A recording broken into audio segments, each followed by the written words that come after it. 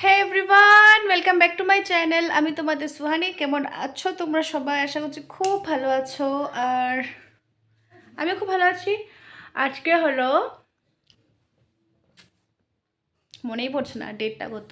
চলো ঠিক আছে। তবে আজকে না আমাদের পাড়ারই একটা মেয়ের বিয়ে। অনেক মজা হবে। তো কি বলবো, আমাকে ওদের বাড়ির থেকে যে কতবার ফোন করে বলছে যে জল ভরাতে কিন্তু যাবে, রেড কালার শাড়ি পরে কিন্তু যাবে। আমার যে কী ভালো লাগছে, মানে ওদের বাড়িতে দুটা বউ আছে। ছোট বউটার সাথে আমার খুব ভালো ফ্রেন্ডশিপ হয়ে গেছে, সুইটি, সুরভি, ইয়েস সুরভি নাম ওর। তো আমি সুইটি করে জানি, তাই আমি সুইটি বলছি তোমাদেরকে। মানে অনেক অনেক ভালো ফ্রেন্ডশিপ হয়ে গেছে ওদের সাথে আমার। তো আমাকে বারবার করে বলছে প্লিজ আসবে, কিন্তু জল ভরাতে যাবে কিন্তু। তো কালকে মেহেন্দি ছিল, তো মেহেন্দিতে আমি গেছিলাম। তবে কালকে কিন্তু এরকমভাবে ব্লগ করা হয়নি। আমাকে অনেক ফোর্স করেছিল ডান্স করার জন্য, আমি একটু করেছি। আমার মনে হয় আমার ডান্সের কোনো ক্লিপ নেই। তো আজকে হলো বিয়ে রাতে, আর এখন জল ভরা। যেহেতু রেড কালার শাড়ি বলেছে, আমি না অনেক সকালে আজকে উঠেছি 6টার সময়। কারণ কি, কালকে আমি একটা হাতে মেহেন্দি পরেছিলাম। দেখো মেহেন্দিটা না অনেক সুন্দর হয়েছে, কালার হয়নি। কারণ কি, আমি জাস্ট লাগিয়েছি, ধুয়েছি, রেডি হয়ে ওদের বাড়িতে মেহেন্দির জন্য চলে গেছিলাম। তো আমার ওরকম একটা কালার হয়নি। তো আমি ভেবেছিলাম যে আমার যখন কালকে এক হাতে মেহেন্দি পরা হয়েছে, আর এক হাতে আমি আজকে পরবো, তাই সকাল 6টার সময় ঘুম থেকে উঠেছি। কিছু কিছু কিছু কিছু করতে করতে আমার এখন 10টা বেজে গেছে। আর আমাকে বলেছিল 10:30 11টার মধ্যে ওদের বাড়িতে যেতে। তখন বাজনাবাড়ি এসে পড়বে আর জল ভরতে বের হবে। তো আমি সকালে উঠে কী কী করতে পারি, কি শাড়ি বের করতে, ব্লাউজ ম্যাচ করতে। তুমি বিশ্বাস করতে পারবে শাড়িটার সাথে আমি ম্যাচ করার জন্য কয়টা ব্লাউজ বের করেছি? একটা, দুটো, তিনটে, চারটে, পাঁচটা, 6টা ব্লাউজ বের করেছি শুধুমাত্র এই শাড়িটার জন্য। এখন আমি নিজেও জানি না এই শাড়িটার সাথে কোন ব্লাউজটা যাবে। তো ঠিক আছে, তার সাথে একটা ছোট্ট চোকার বের করেছি, এখানে পরবো। আর ছোট্ট কানের। তো বাস এটুকু পরবো, কারণ কি এখনই এত রোদ্রের মধ্যে বেশি সাজাগুজের দরকার নেই, রাত্রে বিয়েতে করব। তো ঠিক আছে, তো এগুলো করতে করতে আমার সময় চলে গেছে। আর এখন আমার হাতে, আমার মানে রাইট হ্যান্ডে মেহেন্দি পরা হয়নি। তো আমি কি করেছি, ব্রেকফাস্ট বানিয়েছি সকালে উঠে, এগুলোগুলো করেছি। রান্নাঘরটা পরিষ্কার করে ছাদে গিয়ে বসে বসে পায়ে আলতা পরেছি। যেগুলো একটু একটু উঠে গেছিলো নেল পলিশগুলো, ওগুলো উঠিয়ে সুন্দর করে দুনো হাতে দুনো পায়ে নেল পলিশ লাগিয়েছি। তো এগুলো করতে করতে এখন 10টা 10 হয়ে গেছে। তো মা বললো কি তুমি এখন যাও, রেডিটা হয়ে নাও। 11টা বলেছে, যদিও তুমি 10:30টার মধ্যে রেডি থাকার চেষ্টা করো। তো আমি আসলাম। তো চলো আস্তে আস্তে করে রেডি হওয়া যাক, তাই না? তো মজা হবে, ডান্স হবে, আর ব্রাইডকেও দেখাবো। আর যে ফ্রেন্ডের কথা বলছিলাম সুইটি, ওকে দেখাবো। আরেকটা ফ্রেন্ড আছে প্রিয়াঙ্কা, ওকেও দেখাবো। মানে যাকে যাকে আমি খুব বেশি চিনে গেছি সবাইকে দেখাবো, আমি ব্লগে আনবো। আর ব্লগে যদিও ওরা আসতে না চায়, তাহলে আমি ফটো ক্লিক করবো, ফটো তোমাদের সাথে দিয়ে দেবো। ঠিক আছে, তো চলো। এবার আমার মনে হয় নেল পলিশগুলো শুকিয়ে গেছে আমার। তো চলো এবার মুখ টুক ধুয়ে রেডি হওয়া যাক। আর এই যে শাড়িটা বের করেছি, শাড়িটার সাথে কোন ব্লাউজটা যায় ওটা তোমাদের সাথে আমি শেয়ার করবো। সত্যি কথা বলতে এতগুলো ব্লাউজ বের করে নিয়েছি। তো ঠিক আছে, চলো আস্তে আস্তে করে স্টার্ট করি।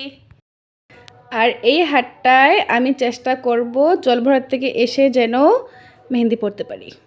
দেখো কি অবস্থা হয়ে গেছে, ইস রাম। কখন থেকে রেডি হয়ে বসে আছি, প্রায় আমি রেডি হয়েছি তখন কয়টা বাজে বলো তো? 11টার মধ্যে আমি পুরো কমপ্লিট রেডি। পরে আমি ফোন করেছি, কারণ কি কোনো বাজনাবাটি আবার শোনা যাচ্ছে না।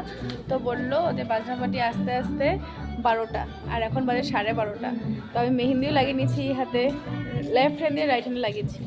আর এখন দেখলাম কি ফটোশ্যুট হচ্ছে, অধিবাসী ফটোশ্যুট হচ্ছে। এতই সামনে দেখো আমার বাড়ির।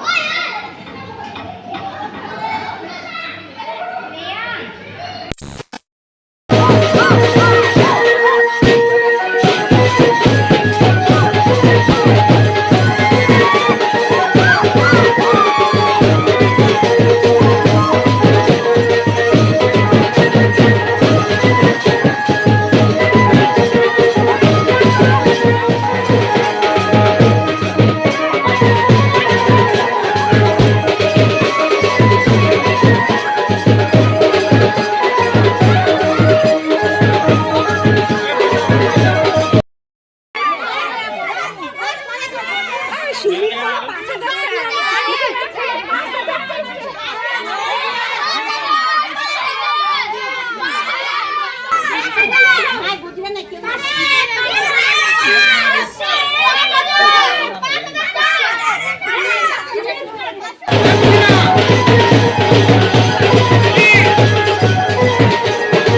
ধরা নিয়ে অনেক মজা হয়েছে আর সেখানে কিন্তু 500 রুপিস ওরা পেয়েছে। আর আমার কিন্তু লাঞ্চটা আজকে ওদের বাড়িতেই হয়ে গেছে। জল ভরার থেকে বাড়িতে এসে একদম সময় নষ্ট না করে তাড়াতাড়ি করে রেডি হয়ে আমি বিয়ে বাড়িতে এসে পড়েছি। আজকে কেন জানি ভ্লগও করতে ইচ্ছে করছিল না, তাই যতটুকু পেরেছি একটু একটু করেছি তোমাদের সাথে শেয়ার করার জন্য। আর এখানে আমাদের ব্রাইডকে দেখো, এত কিউট লাগছে না, ব্রাইডের থেকে তো আমি চোখে সরাতে পারছি না, ওকে এতটাই সুন্দর লাগছে। ফটো ক্লিক করার জন্য বাইরে এসেছিলাম, তখন দেখলাম স্টার্টারে আছে ফুচকা, কফি, ফ্রেঞ্চ ফ্রাই। যেখানে ফুচকা থাকে সেখানে কি আর কফি ফ্রেঞ্চ ফ্রাইয়ের দিকে মন যায়? তাই আমি কিন্তু অনেকগুলো ফুচকাও খেয়ে নিয়েছি। তারপর আস্তে আস্তে বিয়ের সমস্ত রিচুয়াল স্টার্ট হয়ে গেছে। আর এই সময়টা কিন্তু একটা মেয়ের কাছে কত কঠিন একটা সময়, সেটা একটা মেয়ে ছাড়া কিন্তু অন্য কেউ বুঝতে পারবে না। বিয়ের ছোটখাটো সমস্ত নিয়মগুলো আমরা হাসি মুখে সুন্দরভাবে উপভোগ করতে চাই, কিন্তু সেই ছোটবেলার সমস্ত স্মৃতি আমাদের চোখের সামনে আসতে থাকে, আর সেই সময় কিন্তু চোখের জল আটকে রাখাটা অনেক কষ্টকর। আর এই ব্যাপারটা হয়তো যারা যারা বিয়ে করে নিয়েছে একমাত্র তারাই বুঝতে পারবে। একটা মেয়ে ছাড়া এই দুঃখ একটা ছেলে কোনোদিনও বুঝতে পারবে না। যে বাড়িটা থেকে ছোট থেকে বড় হয়েছি সেই বাড়িটা নাকি আমাদের আর নিজের বাড়িই থাকবে না। যে বাড়িতে আমাদের জন্ম, যে বাড়ি থেকে আমরা হাঁটতে শিখেছি, যে বাড়ি থেকে আমরা কথা বলতে শিখেছি, সেই বাড়িটাকে নাকি এখন থেকে পরের বাড়ি বলতে হবে। এটাই মেয়েদের জীবন।